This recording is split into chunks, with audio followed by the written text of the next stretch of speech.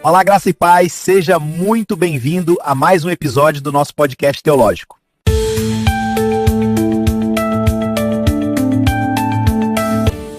Olá, graça e paz! Graça e paz, sejam muito bem-vindos! Hoje vamos estudar mais uma maravilhosa aula e contamos com você. Agora vamos para a nossa maravilhosa aula. Pegue sua Bíblia e bloco de anotações. Hoje a gente vai fundo em um tema que, é o coração da jornada de fé. O desafio de não só começar, mas de continuar firme até o fim. E para isso, vamos usar uma lição poderosíssima da Epístola aos Hebreus.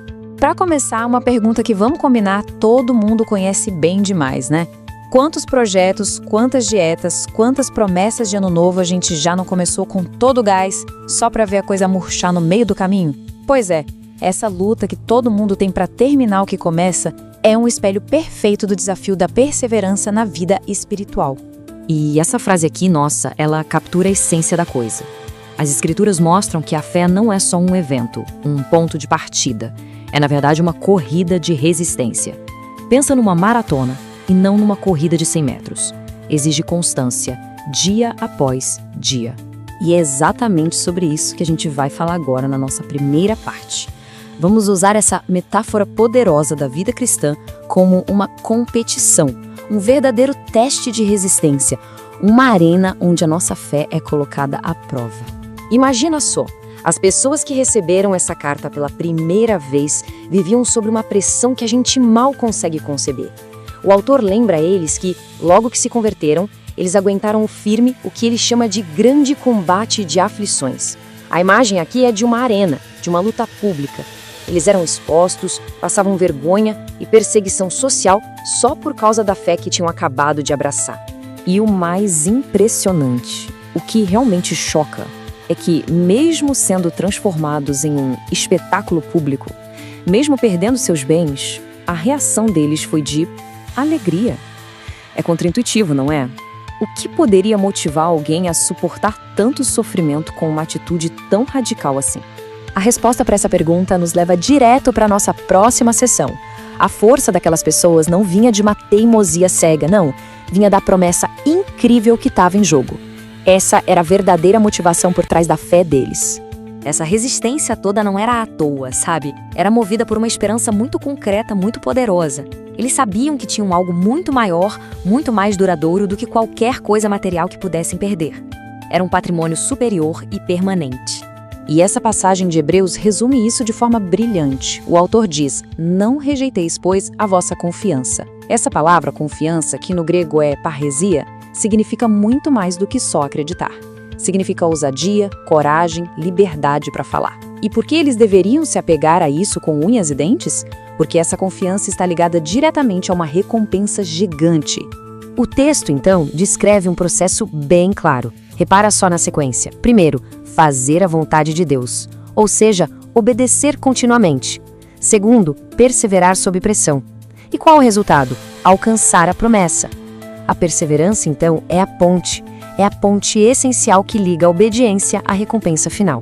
Ok, mas depois de mostrar a importância de seguir em frente, o autor muda o tom. Ele faz um alerta bem severo. Ele começa a falar do perigo real e assustador de fazer exatamente o contrário, o perigo de recuar. O nome técnico para esse tipo de abandono é apostasia, e é fundamental entender o que isso significa.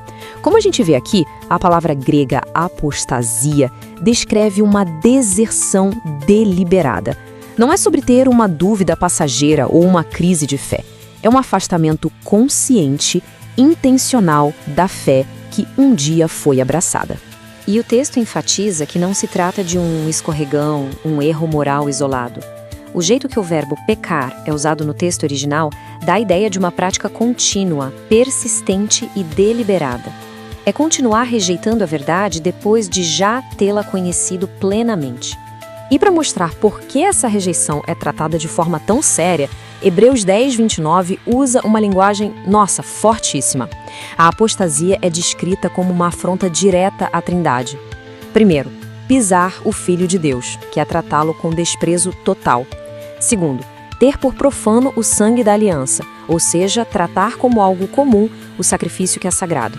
E terceiro, ou ultrajar o espírito da graça, o insulto de propósito à oferta de salvação.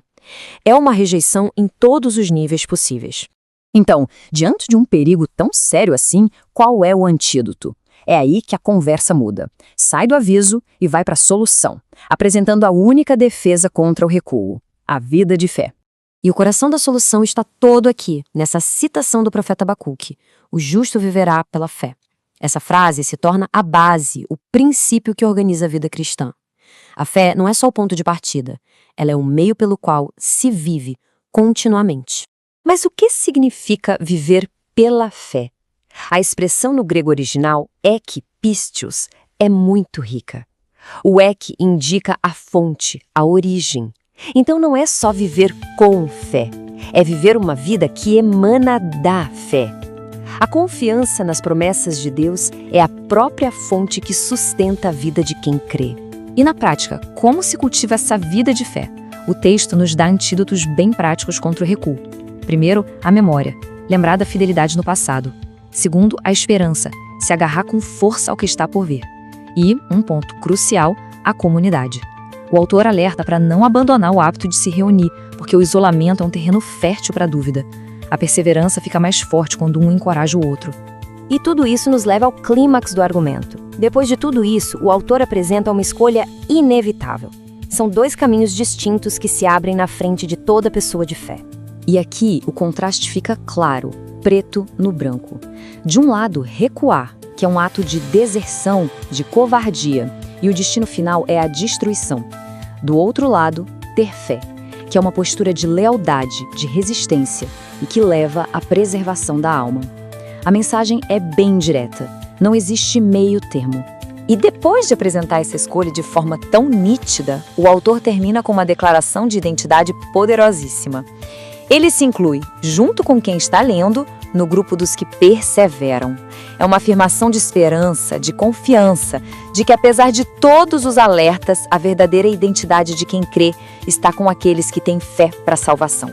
E assim a gente encerra com essa pergunta para todo mundo refletir. A mensagem de Hebreus é clara: a salvação não é um troféu que se ganha e se guarda na estante. É uma jornada contínua de confiança. A fé que salva de verdade é a fé que persevera, que vai até o fim. A questão que fica para cada um é: como estamos correndo essa maratona? Que essa verdade fortaleça sua fé e sua adoração. Que o Deus eterno te abençoe. Queremos agradecer pela sua presença e lhe esperamos na próxima aula. Amém. Se esse conteúdo edificou sua vida, compartilhe, continue estudando a palavra. Até a próxima, pessoal. Amém. Até o próximo episódio.